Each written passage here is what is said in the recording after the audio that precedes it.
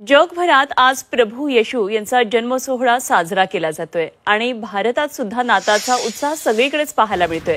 देशात अनेक ठिकाणी विविध कार्यक्रमांचं आयोजन करण्यात आलेलं आहे। ख्रिस्ती बांधवांमध्ये आनंदाचं वातावरण आहे, उत्साहाचं वातावरण आहे आणि चर्चवर आकर्षक अशी विद्युत रोषणाई केली जाते।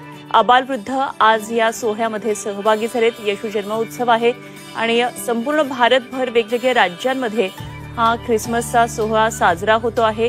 काल रात्रीपासून सगळीकडे प्रार्थना झाल्यात आणि आता आज संपूर्ण दिवसभर अशा प्रकारे हा नाताळचा सण उत्साहात साजरा केला जाईल। या उत्साहामध्ये अबालवृद्ध सगळेच जण पाहायला मिळतील।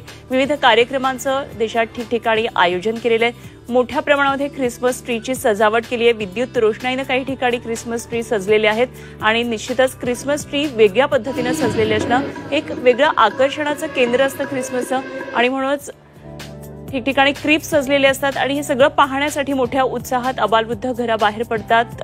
राज्यामध्ये वेगवेगळ्या ठिकाणी अशा प्रकारे ख्रिसमस ट्री सजवलेले आहे। सांता क्लॉज चॉकलेट्सचं वाटप करतो, भेटवस्तूंचं वाटप करतो आणि असं सगळं उत्साहाचं वातावरण संपूर्ण भारतभर आज पाहायला मिळते, जगभरात पाहायला मिळते।